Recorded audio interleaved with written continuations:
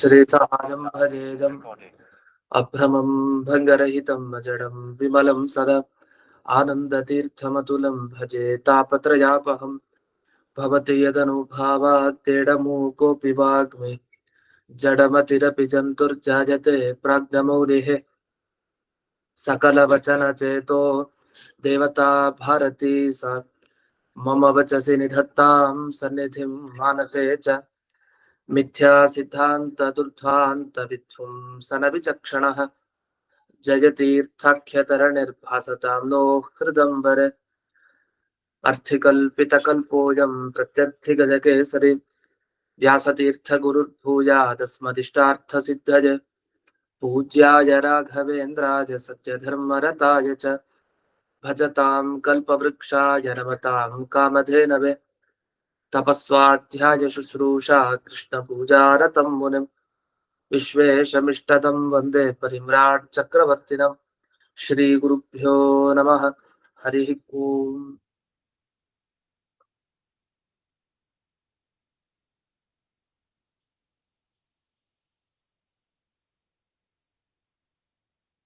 ಈ ಹಿಂದೆ ಬಾಲೆ ಅಚ್ಯುತ ವಾದಿರಾಜರು ಮಾಡಿದ ಈ ಸ್ತೋತ್ರದಲ್ಲಿ 2 ಶ್ಲೋಕಗಳು ಮುಗಿದಿದೆ.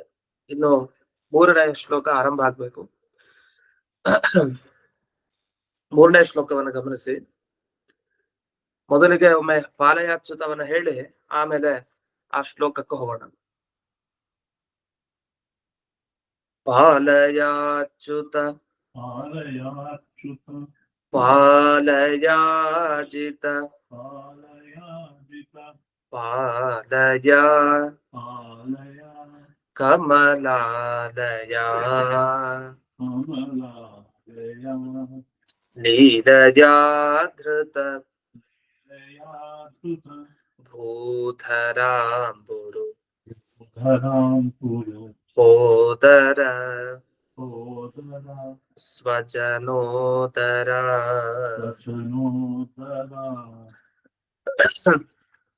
ಹೀನರಮ್ಯ ತನೂದರಂ ಭಜ ಹೇ ಮನಃ ಶುಭ ಹೇ ಮನಃ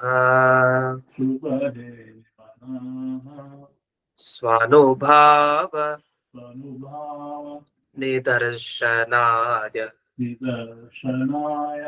ತಿಷಂತಮರ್ಥೆ ಸುಷಂತಮಂ ಆನತೋಸ್ಮಿ ನಿಜಾರ್ಜುನ ಪ್ರಿಯ ಸಾಧಕಂ ಖಲಬಾಧಕಂ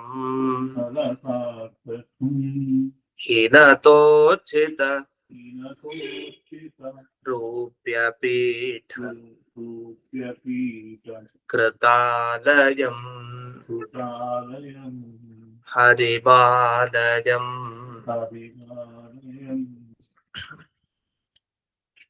ಕೃಷ್ಣನ ಆಪಾದ ಮೌಲಿ ಚಿಂತನೆಯನ್ನು ಮಾಡ್ತಾ ಇದ್ರು. ಅದರಲ್ಲಿ ಕೃಷ್ಣ ತಾನು ಕಡಗೋಲು ಮತ್ತೆ ಆ ಹಗ್ಗವನ್ನ ಹಿಡ್ಕೊಂಡಿರುವಂತಹ ವರ್ಣನೆ ಬಂತು. ಇಷ್ಟಾಗಿ ಅವನ ಉದರ ಭಾಗ, ಅವನ ಹೊಟ್ಟೆ ಭಾಗ ಹೇಗಿದೆ ಅಂತ ವರ್ಣಿಸ್ತಾರೆ. ಪೀನ ರಮ್ಯ ತನು ಉದರಂ. ಪೀನ ಅಂದ್ರೆ ದಷ್ಟಪುಷ್ಟವಾಗಿದೆ ಅಂತ, ರಮ್ಯ ಅಂದ್ರೆ ಮನೋಹರ, ನೋಡ್ಲಿಕ್ಕೆ ಚೆನ್ನಾಗಿದೆ. ಹಾಗೆ ತನು ಅಂದ್ರೆ ಚಿಕ್ಕದಾಗಿದೆ ಅಂತ. ಒಂದ್ ನೋಡ್ಲಿಕ್ಕೆ ಕೃಷ್ಣನ, ಅದು ಬಾಲಕೃಷ್ಣ, ಚಿಕ್ಕ ಮಗುವಿನ ಹೊಟ್ಟೆ ಎಷ್ಟು ದೊಡ್ಡದಿರತ್ತೆ, ಅಬ್ಬಬ್ಬ ಅಂದ್ರೆ ಎಷ್ಟು ದೊಡ್ಡದಿರತ್ತೆ, ಸಣ್ಣದಾಗಿರತ್ತೆ. ತನು ಉದರ ಅಂತ ಕರೀತಾರೆ. ಅದು ಸೌಂದರ್ಯನೂ ಕೂಡ ಅಷ್ಟೇ. ಚಿಕ್ಕ ಮಗು ದೇಹ ಎಲ್ಲ ಸಣ್ಣಗಿತ್ತು, ಹೊಟ್ಟೆ ಮಾತ್ರ ದಪ್ಪಗಿದೆ, ಅವಾಗ ಒಂಥರ ಅವಲಕ್ಷಣ. ಚಿಕ್ಕ ಮಗು ಹೇಗೆ ಸಣ್ಣದಾಗಿ ಆ ಹೊಟ್ಟೆಯನ್ನ ಹೊಂದಿದೆ, ತನೂದರ. ಇದು ರಮ್ಯ, ನೋಡ್ಲಿಕ್ಕೆ ತುಂಬಾ ಚೆನ್ನಾಗಿರುತ್ತೆ. ಮಗು ಕಣ್ಣು ಚೆನ್ನಾಗಿದೆ, ಮಗುವಿನ ಕೆನ್ನೆ ಚೆನ್ನಾಗಿರುತ್ತೆ, ಮಗುವಿನ ಉದರನೂ ಚಂದ. ಅದು ಕೃಷ್ಣ ಪರಮಾತ್ಮನ ಉದರ. ಅದರಿಂದ ಇನ್ನು ಏನ್ ಹೇಳ್ಬೇಕು, ಅಷ್ಟು ಮನೋಹರ ಅದು. ಇನ್ನು ಪೀನ ದಷ್ಟಪುಷ್ಟ ಆಗಿದೆ ಅಂದ್ರೆ ಸರಿಯಾಗಿ ಒಬ್ಬ ಮಹಾತ್ಮನ ಲಕ್ಷಣ ಹೇಗಿರ್ಬೇಕು ಹಾಗಿದೆ.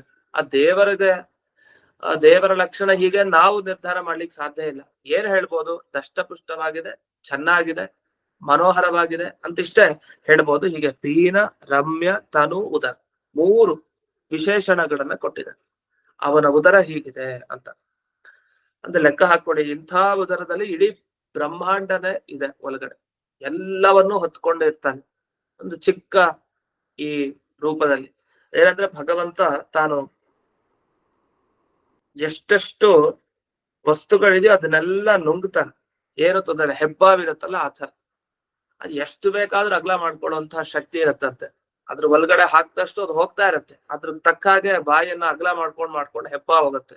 ಸಾಮಾನ್ಯವಾದ ಈ ಹೆಬ್ಬಾವಿಗೆ ಎಷ್ಟು ಶಕ್ತಿ ಅಂದ್ರೆ, ಇನ್ನು ಎಲ್ಲದಕ್ಕೂ ಒಡೆಯ ಪರಮಾತ್ಮ ತಾನು ನೋಡ್ಲಿಕ್ ಮಾತ್ರ ಚಿಕ್ಕ ರೂಪ, ಆದ್ರೆ ಇಡೀ ಬ್ರಹ್ಮಾಂಡವನ್ನ ತನ್ನ ಉದರದ ಒಳಗಡೆ ಹೊತ್ಕೊಂಡಿದ್ದಾನೆ ಅಂತ ಅರ್ಥ.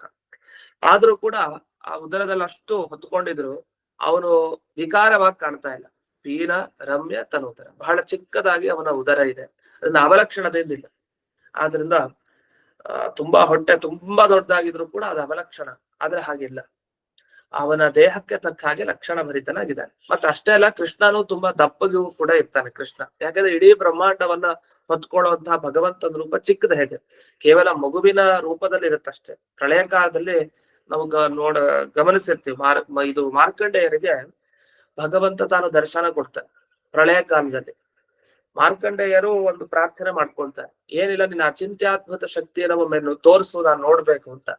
ದೇವರ ಅಚಿಂತ್ಯಾದ್ಭುತ ಶಕ್ತಿ ಹೇಗಿರುತ್ತೆ, ಅದು ಯೋಚಿಸ್ಲಿಕ್ಕೂ ಸಾಧ್ಯ ಆಗ್ಬಾರ್ದು, ಅಂತ ಶಕ್ತಿಯನ್ನು ತೋರಿಸುತ್ತ. ಆಗ ಮಾರ್ಕಂಡೇಯರಿಗೆ ಪರಮಾತ್ಮ ತಾನು ಒಂದು ನಿಮಿಷದಲ್ಲಿ ಅವ್ರು ಅನ್ಕೊಳ್ತಾರ ಧ್ಯಾನದಲ್ಲಿ, ದಿಢೀರಂತ ಅವ್ರು ಪ್ರಳಯ ಕಾಲದ ಸಮುದ್ರದಲ್ಲಿ ಬಿದ್ದಿರ್ತಾರೆ. ಯಾರು, ಮಾರ್ಕಂಡೇಯರು ಒಬ್ರೆ, ಇನ್ಯಾರೂ ಇಲ್ಲ. ಪ್ರಳಯ ಕಾಲ ಸಮುದ್ರ, ಅದು ಸಮುದ್ರದಲ್ಲಿ ಅಲೆಗಳೆಲ್ಲ ಬರ್ತಾ ಇದೆ, ಇವ್ರು ತೇಲಾಡ್ಕೊಂಡು ಮಾರ್ಕಂಡೇಯರು ಹೋಗ್ತಾ ಇದ್ದಾರೆ. ಎಷ್ಟು ಭಯ ಆಗ್ಲಿಕ್ಕಿಲ್ಲ ಮಾರ್ಕಂಡೇಯರಿಗೆ, ಸಾಕು ಇವನ ಅಚಿಂತ್ಯಾದ್ಭುತ ಶಕ್ತಿ ಅನಿಸ್ಬೇಕು. ಹಾಗೆ ಅವ್ರು ಒದ್ದಾಟ, ಯಾಕೆಂದ್ರೆ ಸುತ್ತಮುತ್ತ ನೋಡ್ತಾರ ಅವ್ರೊಬ್ರೆ, ನನ್ ಕಥೆ ಏನು ಅಂತ ಅವ್ರು ಯೋಚನೆ ಮಾಡ್ತಾ ಇದಾರೆ. ನಮ್ಮನ್ನ ಹಾಗೆ ಪ್ರಳಯ ಕಾಲ ಸಮುದ್ರದಲ್ಲಿ ಒಬ್ರೇ ಬಿಟ್ರೆ ನಮ್ ಕಥೆ ಏನು, ಮನೆಯಲ್ಲಿ ಒಬ್ಬೊಬ್ರೆ ಬಿಟ್ಟು ಹೋದ್ರೆ ನಮ್ಗೆ ಆಗಲ್ಲ. ಇನ್ನು ಆ ರೀತಿ ಇಡೀ ಜಗತ್ನಲ್ಲಿ ಯಾರು ಕೂಡ ಇಲ್ಲ, ಅವ್ರೊಬ್ರೆ ಪ್ರಳಯ ಕಾಲದ ಸಮುದ್ರದ ಮೇಲೆ ತೇಲಾಡ್ತಾ ಇದ್ದಾರೆ. ಸರಿ ಹೋಗ್ತಾ ಹೋಗ್ತಾ ದೂರದಲ್ಲಿ ಒಂದು ಮಗು ನೋಡ್ತಾರೆ. ಆ ಮಗು ನೋಡಿದ ಕೂಡಲೇ ಸಂತೋಷ ಆಗೋಯ್ತು, ಒಬ್ರು ನನಗೋಸ್ಕರ ಇದಾರಲ್ಲ ಒಬ್ರು ಅಂತ. ಹತ್ತಕ್ ಹೋಗ್ತಾರೆ, ತೇಲಾಡ್ಕೊಂಡು ಹಾಗೆ ಹಾಗೆ ಹೋಗ್ತಾರೆ. ಅದು ನೋಡಿದ್ರೆ ಅದು ಮಗುನ, ಎಷ್ಟು ದೊಡ್ಡ ದೇಹ, ಅದಕ್ಕೆ ದೊಡ್ಡ ಉದರ, ದೊಡ್ಡ ಕೈ, ದೊಡ್ಡ ಕಾಲು, ಎಲ್ಲ ದೊಡ್ಡದೆ. ಆದ್ರೆ ಅದು ಬಾಲರೂಪಿ ಕೃಷ್ಣನ ಅದು ರೂಪ. ಅದು ಅದೇ ಕೃಷ್ಣ ತಾನು ಮಲ್ಕೊಂಡಿದ್ದಾನೆ ಚಿಕ್ಕ ಮಗುವಿನ ರೂಪದಲ್ಲಿ. ಆದ್ರೆ ಚಿಕ್ಕ ಮಗು ಅಂತ ಹೇಳಲ್ಲ, ತುಂಬಾ ದೊಡ್ಡದು. ಅಲ್ಲಿ ಹೋಗಿ ಇವ್ರು ಸಿಗಾಕೊಂಡ್ಬಿಡ್ತಾರೆ.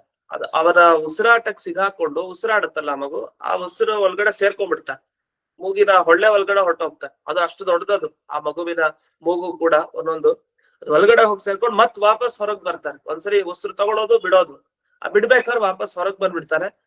ಬಂದು ಆಮೇಲೆ ಅನ್ಕೊಳ್ತಾರೆ ಈ ಮಗುವಿನ ಒಳಗಡೆನೆ ತುಂಬಾ ಚೆನ್ನಾಗಿತ್ತು, ಯಾಕಂದ್ರೆ ಮಗುವಿನ ಒಳಗಡೆ ಸಮಗ್ರ ಬ್ರಹ್ಮಾಂಡ ಎಲ್ಲಾನು ಇರುತ್ತೆ ಒಳಗಡೆ. ಅವಾಗ ಹೊರಗಡೆ ಬಂದವ್ರು ಮತ್ತೆ ಆ ಮಗುವಿನ ಬಳಿ ಹೋಗ್ಬೇಕು ಅಂತ ಅನ್ಕೊಳ್ತಾರೆ. ಒಂದು ಕ್ಷಣದಲ್ಲಿ ಆ ಮಗುನೇ ಕಾಣಿಸಲ್ರುತ್ತೆ. ಹೀಗೆಲ್ಲ ವರ್ಣಿಸ್ತಾರೆ. ಅಂದ್ರೆ ಅಚಿಂತ್ಯಾದ್ಭುತ ಶಕ್ತಿ ದೇವ್ರದ್ದು ಹೇಗೆ ಅಂದ್ರೆ, ನೋಡ್ಲಿಕ್ಕೆ ಚಿಕ್ಕ ರೂಪ, ಆದ್ರೆ ವಸ್ತುತಃ ಅದು ತುಂಬಾ ದೊಡ್ಡ ರೂಪ. ಅದರ ದರ್ಶನ ಯಾರಿಗಾಗಿದೆ, ಅದು ಮಾರ್ಕಂಡೇಯರಿಗೆ ದರ್ಶನ ಆಗಿದೆ.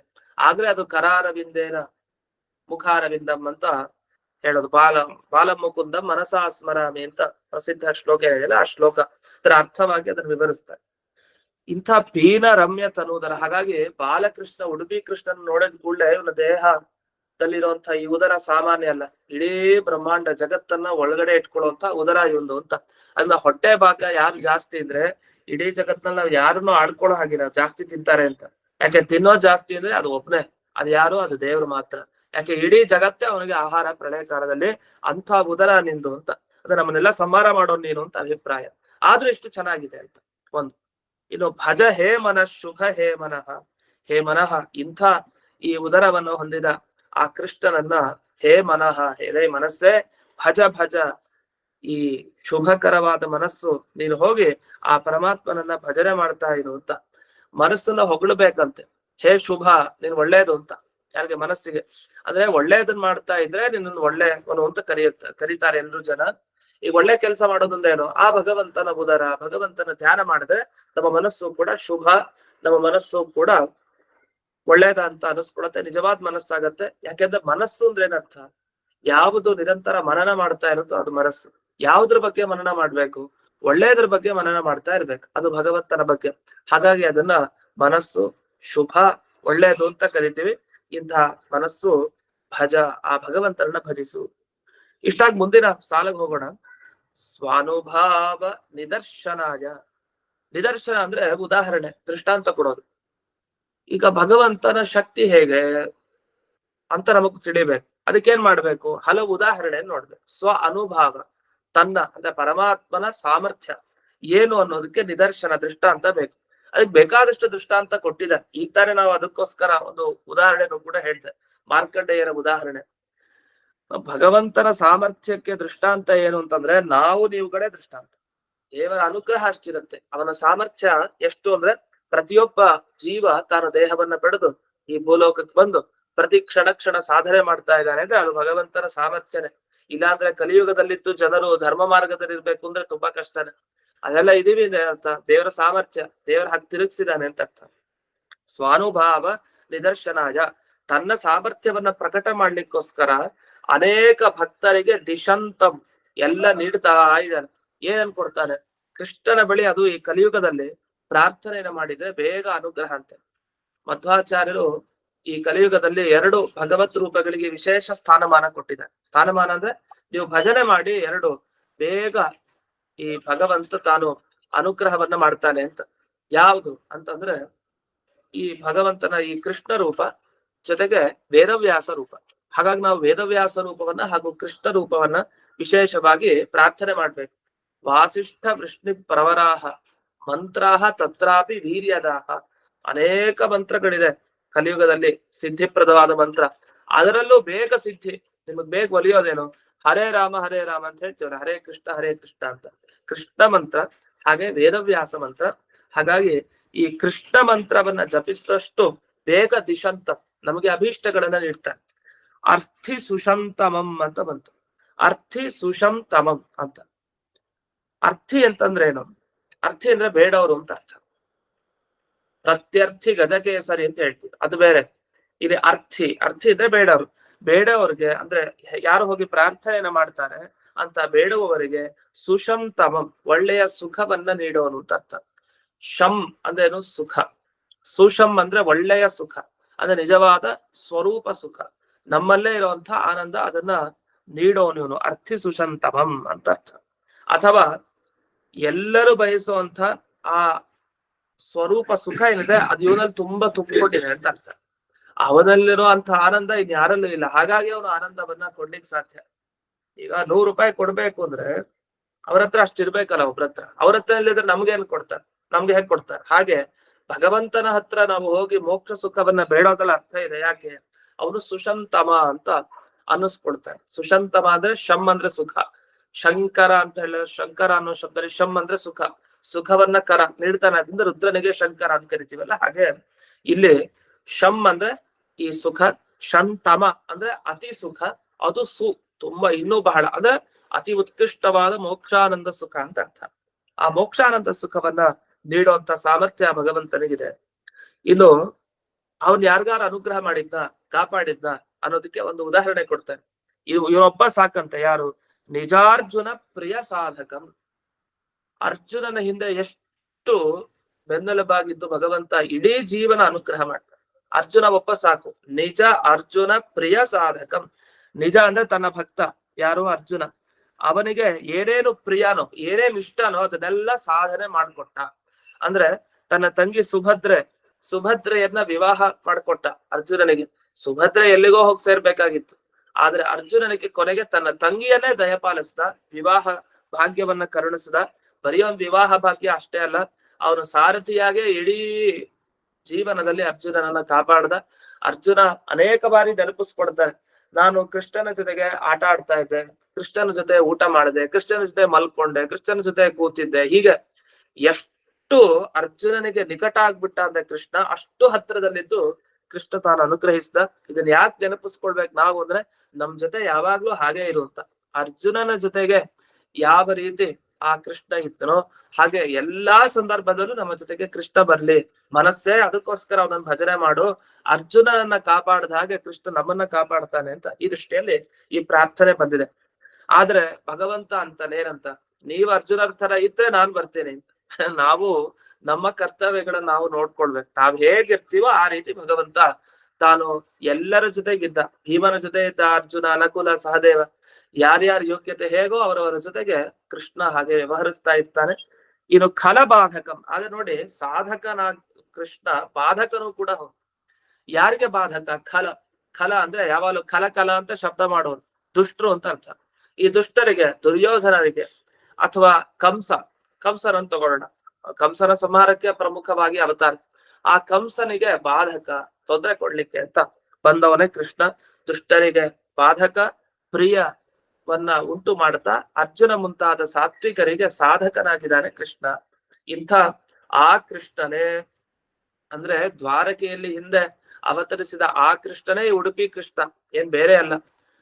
ಅದರಿಂದ ಆ ಕಾಲದಲ್ಲಿ ಯಾರ್ಯಾರು ಅರ್ಚನೆ ಮಾಡಿದ್ರು, ರುಕ್ಮಿಣಿ, ಅರ್ಜುನ ಎಲ್ಲರೂ ಅರ್ಚನೆ ಮಾಡಿದ್ರು ಕೃಷ್ಣನನ್ನ. ಅಂತ ಕೃಷ್ಣನೇ ಇನ್ನೊಂದು ರೂಪದಲ್ಲಿ ಈ ಉಡುಪಿ ಕೃಷ್ಣನಾಗಿ ಪ್ರಕಟನಾಗಿದ್ದಾನೆ ಅಂತ ಅರ್ಥ. ಹೀನತೋಜ್ಜಿತ ರೂಪ್ಯ ಪೀಠ ಕೃತಾಲಯಂ ಹರಿಮಾಲಯಂ. ಹೀನತೋಜ್ಜಿತ, ಹೀನತೆಯನ್ನ ಬಿಟ್ಟವನು ಒಂದು ಅರ್ಥ. ಅವನು ಎಂದಿಗೂ ಹೀನ ಆಗಲ್ಲ. ಈಗ ಅವನು ಭಗವಂತ ತಾನು ಅನೇಕ ಬ್ರಾಹ್ಮಣರ ಪಾದೋದಕವನ್ನ ಸ್ವೀಕಾರ ಮಾಡಿದ, ಮತ್ತೆ ಪಾದ ಪ್ರಕ್ಷಾಲನೆ ಮಾಡಿದ್ದಂತೆ ಭಗವಂತ. ಮತ್ತೆ ಅವರಿಗೆ ಭೋಜನವನ್ನ ತಾನೇ ಬಡಿಸದ, ಎಲ್ಲ ಮಾಡ್ದ. ಅಯ್ಯೋ ಚಿಕ್ಕವ್ರಿಗೆ ನಮಸ್ಕಾರ ಮಾಡದ, ಯಾಕಂದ್ರೆ ಪರಮಾತ್ಮ ಎಲ್ಲಿ ಉತ್ಕೃಷ್ಟ ಮೇಲಕ್ಕಿರೋನು. ಆದ್ರೆ ಚಿಕ್ಕ ಯಾರೋ ಒಬ್ಬ ಬ್ರಾಹ್ಮಣನ ಪಾದ ಧೂಳಿಯನ್ನ ಧರಿಸ್ದ, ಪಾದವನ್ನ ತೊಳೆದ, ಹೀಗೆಲ್ಲ ಮಾಡ್ದ. ಹೀನತೆ ಬಂತ ದೇವರಿಗೆ. ಈ ಕೆಲವರು ಭಾವಿಸೋದಿದೆ, ನಾವು ದೊಡ್ಡವರು, ತುಂಬಾ ದೊಡ್ಡ ಸ್ಥಾನದಲ್ಲಿದ್ದೀವಿ, ಇವ್ರಿಗೆ ನಮಸ್ಕಾರ ಮಾಡೋದು, ಹಾಗೆ ಹೀಗೆ ಅಂತ ಅನ್ಕೊಡೋದು. ಆದ್ರೆ ಹಾಗೆ ಮಾಡದ್ ಕೂಡ ಏನಂತ ಭಾವನೆ, ಅಯ್ಯೋ ಹೀನತ್ವ ಬಂತು, ಅಯ್ಯೋ ತುಂಬಾ ಚಿಕ್ಕವರಾಗ್ಬಿಟ್ವಿ ನಾವು ಅಂತ. ಅದೇ ದೇವರಿಗೆಲ್ಲ ಹಾಗಲ್ಲ. ಅವನು ಲೋಕ ಶಿಕ್ಷಣಾರ್ಥ, ಲೋಕಕ್ಕೆ ಶಿಕ್ಷಣ, ಲೋಕಕ್ಕೆ ಉಪದೇಶ ನೀಡ್ಲಿಕ್ಕೋಸ್ಕರ, ನೀವ್ ಹೇಗಿರ್ಬೇಕು ಅಂತ ತಿಳಿಸ್ಲಿಕ್ಕೋಸ್ಕರ ಅನೇಕ ಬಾರಿ ತಾನು ಈ ತರ ಬ್ರಾಹ್ಮಣರಿಗೆ ಅರ್ಚನೆ ಮಾಡೋದು, ಮತ್ತೆ ಅವನು ಆಚಾರ್ಯರ ಬಳಿ ಅಧ್ಯಯನ ಮಾಡ್ಲಿಕ್ಕೆ ಹೋಗೋದು. ಸಾಂದೀಪನಿ ಗುರುಗಳ ಬಳಿ ಕೃಷ್ಣ ಅಧ್ಯಯನ ಮಾಡ್ಲಿಕ್ಕೆ ಹೋಗ್ತಾನೆ, ಗುರು ಸೇವೆಯನ್ನ ಮಾಡ್ತಾನೆ. ಎಷ್ಟು ಗುರು ಸೇವೆ? ಕಾಡಿಗೆ ಹೋಗಿ ಸಮಿತ್ತನ್ ತಗೊಂಬ ಅಂತ ಹೇಳ್ತಾರೆ ಗುರುಗಳು. ಅದೆಲ್ಲ ಕೃಷ್ಣ ಸಮಿತ್ತನ್ ತಗೊಂಬಂದಿದ ಹೋಗಿ ತನ್ನ ಸ್ನೇಹಿತರ ಜೊತೆಗೆ. ವಸ್ತುತ ಇವನು ತುಂಬಾ ಶ್ರೀಮಂತ, ಯಾರೋ ಕೃಷ್ಣ. ಆದ್ರೆ ಏನೇನ್ ಬೇಕೋ ಆ ಗುರುಕುಲದಲ್ಲಿ ತಕ್ಕ ಹಾಗೆ ಆ ಗುರುಕುಲದಲ್ಲಿ ಇದ್ದು ಆ ಕೃಷ್ಣ ಪರಮಾತ್ಮ ಆ ಗುರು ಸೇವೆಯನ್ನ ಮಾಡಿ ಕೊನೆಗೆ ಗುರುಗಳ ಅನುಗ್ರಹಕ್ಕೆ ಪಾತ್ರನಾದ. ಇದೆಲ್ಲ ಮಾಡಿದಾಗ ಭಗವಂತನಿಗೆ ಹೀನತೆ ಬಂತ, ಚಿಕ್ಕವನ ಆದ್ನ ಅಂದ್ರೆ ಖಂಡಿತ ಇಲ್ಲ. ಎಷ್ಟೋ ಬಾರಿ ರುದ್ರದೇವರನ್ನೇ ಈ ಕೃಷ್ಣ ಮತ್ತೆ ಈ ರಾಮಾವತಾರದಲ್ಲೆಲ್ಲ ಪರಮಾತ್ಮ ತಾನು ಹೋಗಿ ತಪಸ್ ಮಾಡ್ತಾನೆ.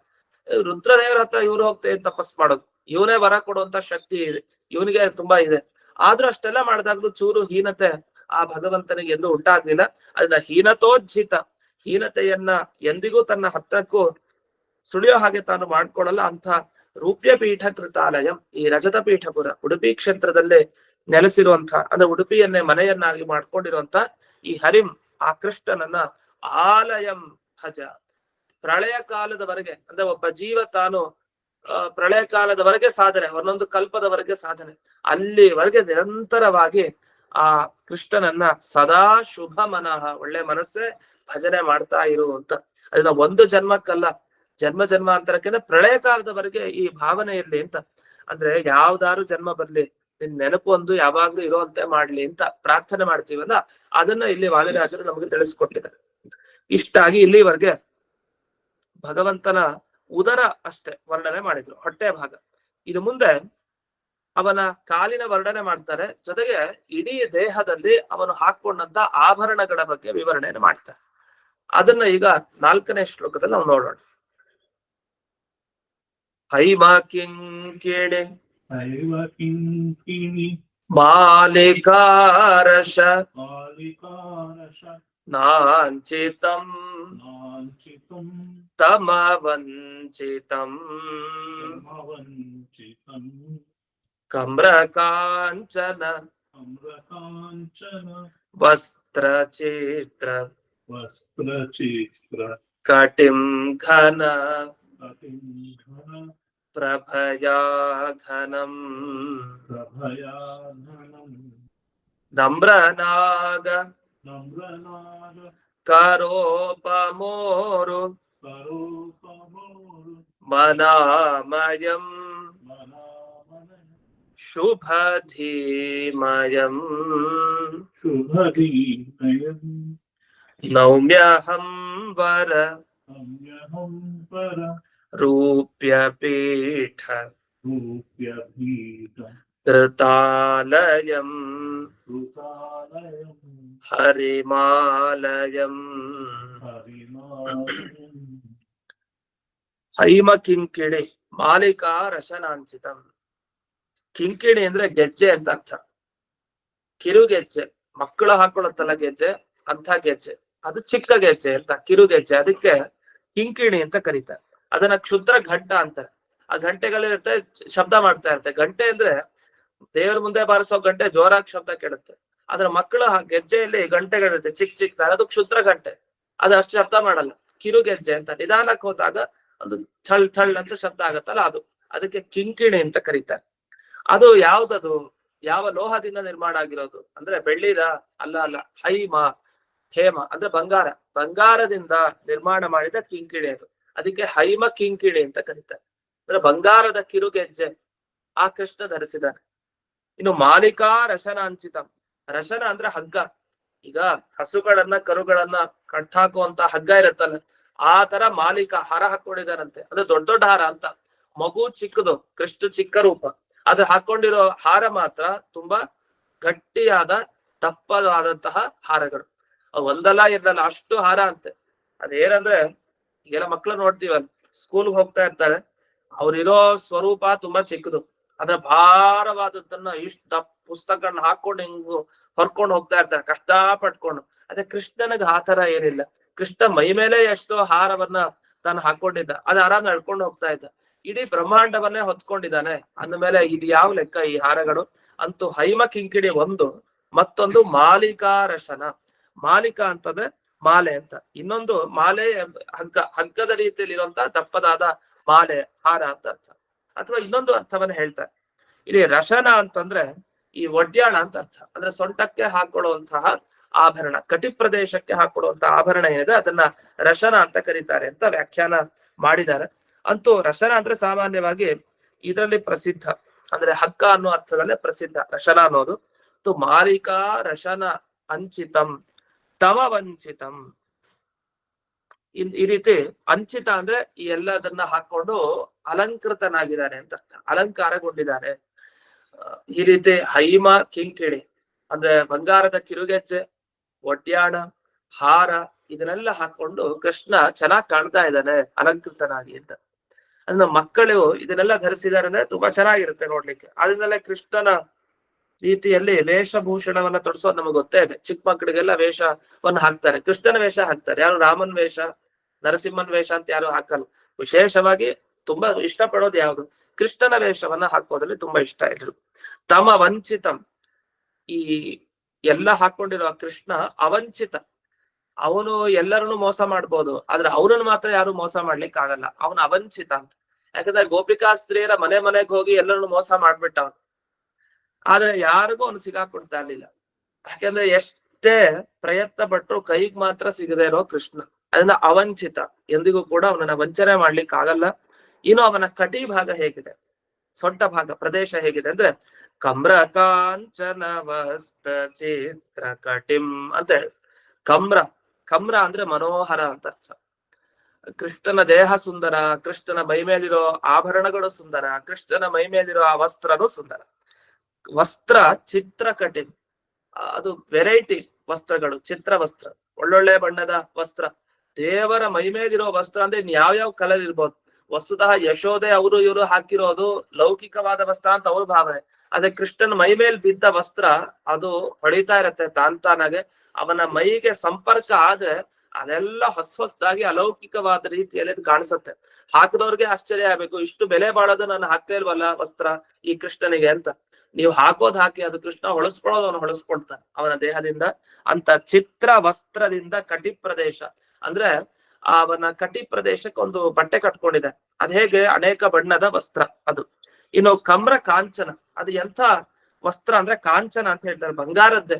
ಅದ ಹೊಳೆಯೋದ್ ಮಾತ್ರ ಬೇರೆ ಬೇರೆ ತರ ಆ ವಸ್ತ್ರಗಳನ್ನು ಧರಿಸ್ತಾ ಹಾಗೆ. ಅಂತೂ ಬಂಗಾರದ ಮನೋಹರವಾದ ಆ ವಿಚಿತ್ರವಾದ ವಸ್ತ್ರವನ್ನ ತಾನು ಆ ಒಡ್ಯಾಣದ ರೀತಿಯಲ್ಲಿ ಆಭರಣ ಹೇಗೆ ಹಾಕೊಳ್ತಾರೋ ಹಾಗೆ ಒಂದು ಕಟ್ಕೊಂಡಿದ್ದಾನೆ. ಈಗೆಲ್ಲ ಮಡ್ಪಂಚೆ ನಿಂಗ್ ಕಟ್ಕೊಳ್ತಾರಲ್ಲ ಸೊಂಟಕ್ಕೆ, ಆ ರೀತಿ ಇನ್ನೊಂದು ವಸ್ತ್ರವನ್ನ ಅವನು ಕಟ್ಕೊಂಡಿದ್ದಾನೆ ಅಂತ ಅರ್ಥ. ಇನ್ನು ಘನಪ್ರಭಯಾಯುತಂ, ಘನಂ ಅಂತಾನೂ ಪಾಠ ಇದೆ, ನಾ ಘನಂ ಅಂತ ಹೇಳ್ಕೊಟ್ಟಿದ್ದೀನಿ, ಅದೇ ಇರ್ಲಿ. ಘನಪ್ರಭಯಾ ಘನಂ, ಘನಪ್ರಭೆ. ಘನಪ್ರಭೆ ಅಂದ್ರೆ, ಘನ ಅಂದ್ರೆ ಬಹಳ ದಟ್ಟ ನಿಬಿಡವಾದದ್ದು, ಘನ ಅಂದ್ರೆ ಗಟ್ಟಿ ಅಂದ್ರೆ ಮೋಡ. ಈ ಮೋಡ ಬಹಳ ಕಪ್ಪಾಗಿರುತ್ತೆ, ನೀಲ ಇರುತ್ತೆ. ಹಾಗೆ ಘನಪ್ರಭೆ ಅಂತೆ ಪರಮಾತ್ಮನು. ಅದನ್ನ ಘನಪ್ರಭೆಯಿಂದ ಘನ. ಅವನ ಮೈ ಬಣ್ಣ ಹೇಗಿದೆ, ನೀಲ ಮೇಘಶ್ಯಾಮ ಅಂತ ಕರಿತೀವಲ್ಲ, ಅದನ್ನ ಇಲ್ಲಿ ಘನಪ್ರಭಯ ಘನಂ ಅಂತ ನೆನಪಿಸ್ಕೊಟ್ಟಿದ್ದಾರೆ. ಇನ್ನು ಅವನ ತೊಡೆಗಳು ಹೇಗಿದೆ, ಕೃಷ್ಣನ್ ತೊಡೆ. ಇದೇನು ಚಿಕ್ಕ ಮಗುವಿನ ತೊಡೆ ಬಗ್ಗೆ ಏನ್ ವರ್ಣಿಸೋದಿದೆ ಅಂತ, ಹಾಗಲ್ಲ, ತುಂಬಾ ಚೆನ್ನಾಗಿರೋ ತೊಡೆ ಒಂದು. ಹೇಗೆ, ನಮ್ರ ನಾಗ, ನಾಗ ಅಂದ್ರೆ ಆನೆ ಅಂತ ಅರ್ಥ. ನಾಗ ಅಂದ್ರೆ ಹಾವು ಅಂತ ಅರ್ಥ ಅಲ್ಲ, ಯಾಕಂದ್ರೆ ಹಾವಿಗೇನ್ ಕೈ ಇರಲ್ಲ. ಇಲ್ಲಿ ಕರ ಅಂತ ಮುಂದೆ ಹೇಳಿದ್ದಾರೆ, ನಾಗ ಕರ. ನಾಗ ಅಂದ್ರೆ ಆನೆ ಅಂತ ಅರ್ಥ, ತುಂಬಾ ದೊಡ್ಡ ಶರೀರದ ಆನೆ. ಆ ಆನೆಯ ಕರ, ಕೈ ಅಂದ್ರೆ ಸೊಂಡ್ಲು ಅಂತ ಅರ್ಥ. ಆನೆಯ ಸೊಂಡ್ಲು ಹೇಗಿದೆಯೋ ಹಾಗೆ ಇವನು ಎರಡು ತೊಡೆ ಇದೆ ಅಂತ, ಅಂದ್ರೆ ಬಹಳ ಸುಂದರ ಅವನ ತೊಡೆ. ಹಾಗಾದ್ರೆ ತುಂಬಾ ದಪ್ಪಗ್ ವಿಕಾರವಾಗಿದೆ ಅಂತ ಅರ್ಥ ಅಲ್ಲ, ಆನೆಯ ಸೊಂಡೆಲಿನಂತೆ ಅವನ ಎರಡು ಆ ತೊಡೆಯ ಭಾಗಗಳು ಇದೆ. ಅದನ್ನ ನಾಗ ಕರ ಉಪಮಾ ಉರು ಅಂತ ಹೇಳ್ತಾರೆ. ಉಪಮಾ ಅಂದ್ರೆ ಉಪಮೆ ಕೊಡ್ತಾ ಇದೀವಿ, ಹೋಲಿಕೆ. ಯಾವುದಕ್ಕೆ ಹೋಲಿಕೆ ಕೊಡ್ತಾ ಇದೀವಿ ಅಂದ್ರೆ, ಇದನ್ನ ಉರು, ತೊಡೆಗೆ ಹೋಲಿಕೆ ಕೊಡ್ತಾ ಇದೀವಿ. ಉರು ಅಂದ್ರೆ ಈ ತೊಡೆ. ಅದನ್ನ ಇಲ್ಲಿ ಊರು ಅಂತ ಶಬ್ದ ಮಾಡ್ಕೊಳ್ಳಿ, ಉರು ಬೇಡ. ಉರು ಅಂದ್ರೆ ಬಹಳ ಅಂತ ಅರ್ಥ ಬರುತ್ತೆ, ಊರು ಅಂತ ಮಾಡ್ಕೊಳ್ಳಿ. ಊರು ದೀರ್ಘ. ಈ ಊರು ತೊಡೆ ಏನಿದೆ, ಆ ತೊಡೆ ಅನ್ನೋದು ಹೇಗಿದೆ, ನಾಗಕರ ಉಪಮ. ನಾಗಕರ ಅಂದ್ರೆ ಆನೆಯ ಸೊಂಡೆಲಿನ ಹಾಗೆ ಇದೆ, ಉಪಮ ಹೋಲಿಕೆಯನ್ನ ಪಡೆದಿದೆ. ಆದ್ರಿಂದಲೇ ಅದು ನಮ್ರ, ಚೆನ್ನಾಗಿದೆ ಅಂತ ಅರ್ಥ. ನಮ್ರ ಅಂದ್ರೆ ಮನೋಹರ ಅಂತಾನೂ ಅರ್ಥ ಇದೆ. ಇಲ್ಲಾಂದ್ರೆ ಈ ಆನೆ ಸೊಳ್ಳನ್ನ ಎತ್ತಿರೋದಲ್ಲ, ಸೊಳ್ಳನ್ನ ಬಾಗಿಸಿರತ್ತಲ್ಲ ಆನೆ, ಆ ಸೊಳ್ಳನ್ನ ಬಾಗಿಸಿದಾಗ ಹೇಗ್ ಕಾಣುತ್ತಲ್ಲ, ಒಳ್ಳೆ ಸುಂದರವಾಗಿ ಆ ಸೊಂಡ್ಲು, ಆ ತರ ಆಕಾರದಲ್ಲಿ ಈ ಭಗವಂತನ ಆ ತೊಡೆ ಇದೆ. ಅನಾಮಯಂ ಶುಭ ಧೀಮಯಂ, ಅವನು ಅನಾಮಯ ಧೀಮಯ ಅಂತ. ಅನಾಮಯ ಅಂದ್ರೆ, ಆಮಯ ಅಂದ್ರೆ ರೋಗ, ಯಾವುದೇ ರೀತಿಯ ರೋಗ ಬರಬಾರ್ದು ಅಂದ್ರೆ ಕೃಷ್ಣನ್ ಭಜಿಸಿ. ಅನಾಮಯ, ಅದು ಸಂಸಾರ ರೋಗ ಬರಬಾರ್ದು ಅಂದ್ರೆ ಕೃಷ್ಣನನ್ನ ಹಿಡೀರಿ. ಇನ್ನು ಶುಭ ಧೀಮಯಂ, ಶುಭ ಅಂದ್ರೆ ಮಂಗಳಕರವಾದ ಧೀ, ಬುದ್ಧಿ ಅವನದು ಅಂತ. ಅವನ ಬುದ್ಧಿ ಹೇಗೆ, ಯಾವತ್ತೂ ಒಬ್ರು ಕೆಟ್ಟದನ್ನ ಮಾಡ್ಬೇಕು ಅಂತ ಬಯಸಲ್ಲ ಸಾತ್ವಿಕರಿಗೆ ಕೃಷ್ಣ. ಎಂದಿಗೂ ಏನೋ ಒಂದು ಪರೀಕ್ಷೆಯನ್ನು ಮಾಡಿ ಅವ್ರಿಗೆ ಅನುಗ್ರಹ ಮಾಡ್ಲಿಕ್ಕೆ ಅವನು ಹೋಗ್ತಾನೆ. ಅದರಿಂದ ಶುಭ ಧೀಮಯಂ, ಒಳ್ಳೆ ಬುದ್ಧಿ ಇರೋನು. ಇಂತಹ ಈ ವರರೂಪ್ಯ ಪೀಠ ಕೃತಾಲಯಂ, ಈ ಶ್ರೇಷ್ಠವಾದ ರಜತ ಪೀಠಪುರದಲ್ಲಿ ನೆಲೆಸಿರುವಂತಹ ಈ ಕೃಷ್ಣ ಏನಿದ್ದಾನೆ, ಅಂತಹ ಕೃಷ್ಣನನ್ನ ನೌಮ್ಯಹಂ ಹರಿಮಾಲಯಂ, ಆ ಪ್ರಳಯ ಕಾಲ ಇರೋವರೆಗೆ ಈ ಭಗವಂತನನ್ನ ಕೃಷ್ಣನನ್ನ ಭಜಿಸ್ತಾ ಇರ್ತೀನಿ ಅಂತ. ಈ ರೀತಿ ನಮ್ಮ ಭಾವನೆ ಇರ್ಬೇಕು, ಕೊನೆಯವರೆಗೂ ಇರೋವರೆಗೂ ಕೂಡ, ಅದ ನಮ್ಮ ಸಾಧನೆ ಮುಗಿಯೋವರೆಗೂ ಆ ಕೃಷ್ಣನ ಭಜನೆಯನ್ನ ಮಾಡ್ತಾ ಇರ್ಬೇಕು. ಅದನ್ನ ದಯಪಾಲಿಸು ಭಗವಂತ ಅಂತ ಮತ್ತೆ ಪ್ರಾರ್ಥನೆಯನ್ನ ಮಾಡಿದೆ. ಮುಂದಿನ ಶ್ಲೋಕಕ್ಕೆ ಹೋಗೋಣ, 5ನೆಯ ಶ್ಲೋಕ. ವೃತ್ತಜಾನು ಮನೋಗ್ನಜಂಘಂ ಅಮೋಹದಂ ಪರಮೋಹದಂ ರತ್ನಕಲ್ಪ ನಖದ್ವಿಷಾಹೃತ ಹೃತ್ತಮಸ್ತತಿಮುತ್ತಮಂ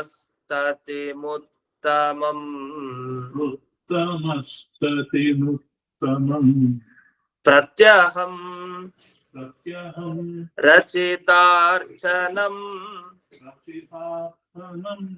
ರಮಯಾ ಸ್ವಯಾ ಗತಯಾ ಸ್ವಯಂ ಚಿತ್ತಚಿಂತಯ ರೂಪ್ಯಪೀಠ ಕೃತಾಲಯಂ ಹರಿಮಾಲಯಂ.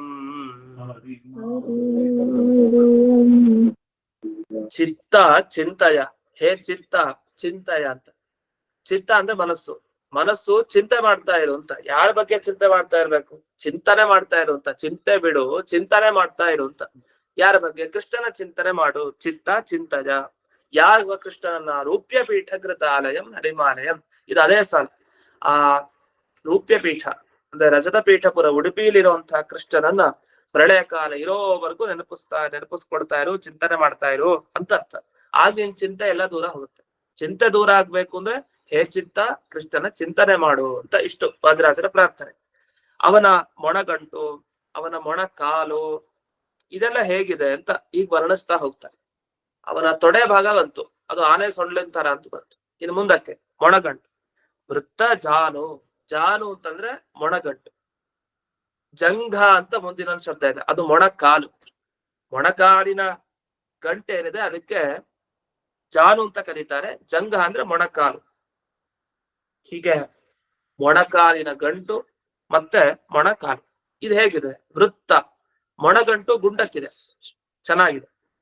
ಇನ್ನು ಮನೋಜ್ಞ ಜಂಘ, ಅವನ ಮೊಣಕಾಲು ಅಷ್ಟೇ ಮನೋಹರ ಅಷ್ಟೇ. ಏನ್ ಹೇಳ್ಬೇಕು, ನಮ್ಗೇನಂದ್ರೆ ಆ ಮಗು ನೀವು ನೋಡಿ ಮಕ್ಕಳ ಕಾಲನ್ನು ನೋಡಿ, ಸಾಮಾನ್ಯವಾದ ಲೌಕಿಕವಾಗಿ ಚಿಕ್ಕ ಮಕ್ಕಳ ಕಾಲನ್ನು ನೋಡಿದ್ರು ಮೊಣಗಂಟು ಅದು ಮುದ್ದಾಗಿರುತ್ತೆ, ಅದು ನೋಡಿದಾಗ ತುಂಬಾ ಇಷ್ಟ ಆಗತ್ತೆ.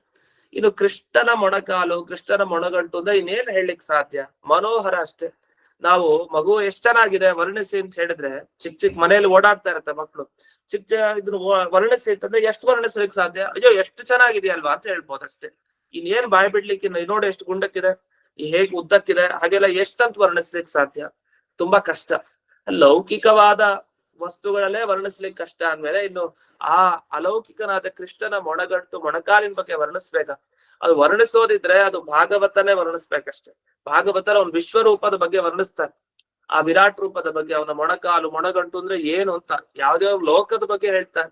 ಅಂತ ದೊಡ್ಡ ದೊಡ್ಡ ಲೋಕಗಳು ಆ ಮೊಣಗಂಟು ಮೊಣಕಾಲಿನಲ್ಲಿ ಇರತ್ತೆ.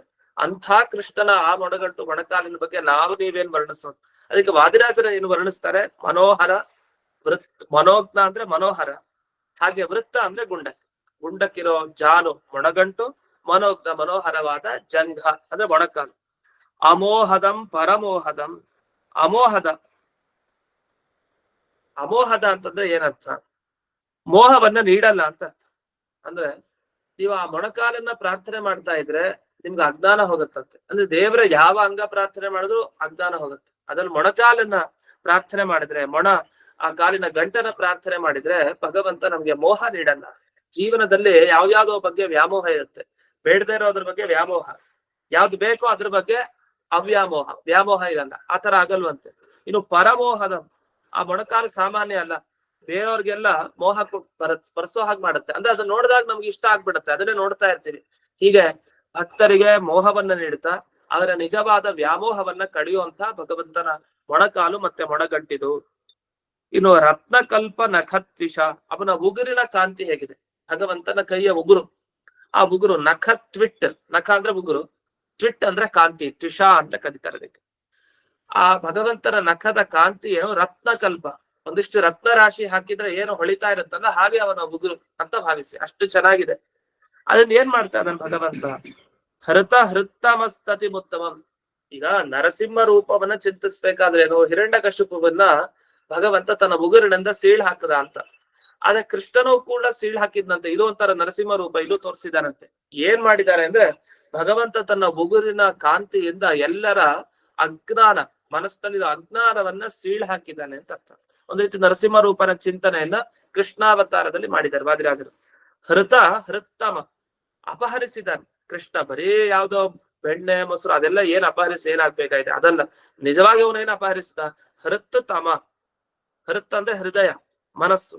ಮನಸ್ಸಿನಲ್ಲಿರುವಂತಹ ತಮಸ್ತತಿ, ಕತ್ತಲೆಯ ನಿಬಿಡವಾದ ಗುಂಪು ಏನಿದೆಯಲ್ಲ, ಅಂಥ ಗುಂಪನ್ನ ಅಪಹರಿಸಿದಾನೆ ಅಂತ ಅರ್ಥ.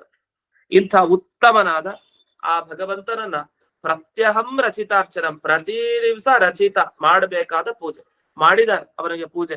ಅಷ್ಟೇ ಅಲ್ಲ, ಈ ಕೃಷ್ಣ ತಾನು ಒಬ್ನೇ ಬಂದಿಲ್ಲ, ನೆನಪಿಸ್ಕೊಡಿ. ತಾನು ರಮಯಾ ಸ್ವಯ ಆಗತಯ ಸ್ವಯಂ, ಸ್ವಯಂ ಆಗತಯ. ಅಲ್ಲಿ ಸ್ವಯ ಆಗತಯ ಅಂತಂದ್ರೆ ತಾನಾಗೆ ಬಂದವಳು ಆ ಕೃಷ್ಣನ ಜೊತೆಗೆ. ಯಾರು ಬಂದಿದ್ದಾಳೆ? ರಮೆ ಬಂದಿದ್ದಾಳೆ ಅಂತ. ಅಂದ್ರೆ ಬಾಲಕೃಷ್ಣನನ್ನ ಯೋಚನೆ ಮಾಡ್ತಾ ಆ ಯುವಕ ರೂಪವನ್ನು ಮರಿಬೇಡಿ. ಚಿಕ್ಕ ಹುಡುಗ ಅಂದ್ರೆ ಎಷ್ಟೊತ್ತು ಕೃಷ್ಣನ ಬಾಲರೂಪ ಚಿಂತನೆ ಮಾಡೋದು. ಅದು ರುಕ್ಮಿಣಿ, ಸತ್ಯಭಾಮೆ ಎಲ್ಲರನ್ನು ಚಿಂತಿಸ್ಬೇಕು. ವಿಶೇಷವಾಗಿ ರುಕ್ಮಿಣಿ ದೇವಿಯನ್ನ ಚಿಂತಿಸ್ಬೇಕು. ಅಂತಹ ರುಕ್ಮಿಣಿ ರೂಪಳಾದ ಆ ಲಕ್ಷ್ಮಿ ತಾನೇ ಸ್ವಯಂ ಆ ಕೃಷ್ಣನ ಜೊತೆಗೆ ಬಂದು ಈ ರಜತ ಪೀಠಪುರದಲ್ಲಿ ನೆಲೆಸಿದಾಳೆ ಅಂತ ಅರ್ಥ. ಹಾಗಾಗಿ ಕೃಷ್ಣ ಅಂದ್ರೆ ಉಡುಪಿ ಕೃಷ್ಣ ಅಂದ್ರೆ ಅಲ್ಲಿ ರುಕ್ಮಿಣಿನೂ ನೆನಪಾಗ್ಬೇಕು, ಬೇರೆ ಎಲ್ಲ ಲಕ್ಷ್ಮಿ ರೂಪಗಳು ನೆನಪಾಗ್ಬೇಕು. ಯಾಕೆ ಲಕ್ಷ್ಮಿ ಇಲ್ಲದೆ ಕೇವಲ ದೇವರ ಚಿಂತನೆ ಮಾಡಿದ್ರೆ ಫಲ ಇಲ್ಲ. ಲಕ್ಷ್ಮಿ ಜೊತೆಗೆ ಅದರಿಂದಲೇ ಶ್ರೀ ಕೃಷ್ಣಾಯ ನಮಃ ಅಂತ ಹೇಳಿ, ಬರೀ ಕೃಷ್ಣಾಯ ನಮಃ ಅಂದ್ರೆ ಫಲ ಇಲ್ಲ. ಶ್ರೀ ಕೃಷ್ಣಾಯ ನಮಃ ಅಂತ ಯಾಕೆ, ಶ್ರೀ ಅಂದ್ರೆ ಲಕ್ಷ್ಮಿ, ಆ ಲಕ್ಷ್ಮಿ ನೆನಪಾಗ್ಲೇಬೇಕು. ಯಾಕೆ ಅನ್ಯೋನ್ಯ ದಾಂಪತ್ಯ ಹೊಂದಿರುವಂತ ಭಗವಂತ ಮತ್ತೆ ಲಕ್ಷ್ಮಿ ಅವರಿಬ್ಬರನ್ನ ನೆನಪಿಸ್ಕೊಂಡು ಹೋಗ್ಬೇಕು. ಅದೇ ಚಿಕ್ಕ ರೂಪದಲ್ಲಿ ಏನಂದ್ರೆ ಚಿಕ್ಕ ರೂಪದಲ್ಲಿ ನೆನಪಿಸ್ಕೊಳ್ಳೇಬೇಕು. ಯಾಕೆ ವಕ್ಷಸ್ಥಳದಲ್ಲಿ ಯಾವಾಗ್ಲೂ ಕೂಡ ಲಕ್ಷ್ಮೀ ದೇವಿ ಇದ್ದೇ ಇರ್ತಾಳೆ ಆ ಕೃಷ್ಣನ ಜೊತೆಗೆ. ಅರ್ಧ ಭಾಗದಲ್ಲಿ ಭಗವಂತನ ದೇಹ ಭಾಗದಲ್ಲಿ ಸೇರ್ಕೊಂಡಿರ್ತಾಳೆ, ಅಷ್ಟು ಆತ್ಮೀಯತೆ ಇದೆ. ಅದನ್ನ ಅಂತ ಸ್ವಯಾಗತಯ ತಾನಾಗಿಯೇ ಆ ಬಂದಿರುವಂತಹ ಲಕ್ಷ್ಮೀ ದೇವಿಯ ಜೊತೆಗೆ ನೆಲೆಸಿರುವಂತಹ ಆ ಕೃಷ್ಣ ಏನಿದ್ದಾನೆ ಅವನನ್ನ ಕೊನೆಯವರೆಗೂ ಧ್ಯಾನ ಮಾಡ್ತಾ ಇರು, ಮನಸ್ಸೇ ಕೊನೆಯವರೆಗೂ ಚಿಂತಿಸು ಅಂತ. ಇಷ್ಟರವರೆಗೆ ನಾವು ಈ ಭಗವಂತನ ಈ ಉಗುರಿನ ಬಗ್ಗೆ ಏನ್ ವರ್ಣನೆ ಇದೆ ಅಲ್ಲಿವರೆಗೆ ಕೇಳಿದ್ವಿ. ಹಾಗೆ ಮೊಣಕಾಲು ಮೊಣಗಂಡು ಅದರ ಬಗ್ಗೆನೂ ಬಂತು, ಉದರದ ಬಗ್ಗೆ ಬಂತು, ಅವನ ಕಟಿ ಪ್ರದೇಶದ ಬಗ್ಗೆ ಬಂತು, ಹೀಗೆಲ್ಲ ವರ್ಣನೆ ಮಾಡಿದ್ರು. ಮುಂದೆ ಕೊನೆಗೆ ಅವನ ಪಾದದ ಬಗ್ಗೆ ಮುಂದಕ್ಕೆ ಬರ್ತಾರೆ, ಅವನ ಕಾಲಿನ ಬಗ್ಗೆ ಕೊನೆಗೆ.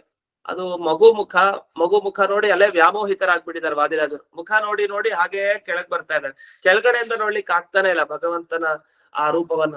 ಸಾಮಾನ್ಯ ದೇವರ ರೂಪ ಅಂದ್ರೆ ಪಾದದಿಂದಾನೇ ನೋಡೋದೆಲ್ಲ ನೋಡ್ಬೇಕು ಅಂತ, ಆದ್ರ ಮಗು ಕೃಷ್ಣ ಅವನ ಮುಖನೇ ಮೊದಲು ಅಟ್ರಾಕ್ಟಿವ್ ಆಗಿರುತ್ತೆ, ಅದನ್ನೇ ನೋಡ್ತಾ ಇದ್ದಾರೆ ವಾದಿರಾಜರು. ಅದನ್ನ ವರ್ಣಿಸ್ತಾ ಇಲ್ಲಿಯವರೆಗೆ ನಾವು ನೋಡಿದ ಹಾಗೆ ಅವನ ಉಗುರಿನ ವರ್ಣನೆ ತನಕ ಬಂದಿದೆ. ಇನ್ನು ಮುಂದೆ ಪಾದದ ವರ್ಣನೆ ಏನು ಅನ್ನೋದನ್ನ ನಾಳೆ ದಿವಸ ಮತ್ತೆ ನೋಡೋಣ ಅಂತ ಹೇಳ್ತಾ ಇಂದಿನ ಈ ಪಾಠವನ್ನ ಅಸ್ಮತ್ ಗುರುವಂತರ್ಗತ ವ್ಯಾಸತೀರ್ಥ ಗುರುವಂತರ್ಗತ ಭಾರತೀಯ ರಮಣ ಮುಖ್ಯ ಪ್ರಾಣಾಂತರ್ಗತ ಶ್ರೀಮನ್ ಮೂಲ ಗೋಪಾಲಕೃಷ್ಣನಿಗೆ ಅರ್ಪಣೆಯನ್ನು ಮಾಡ್ತೇವೆ. ಶ್ರೀಕೃಷ್ಣ ಅರ್ಪಣ. ನಮಸ್ಕಾರ ಗುರು.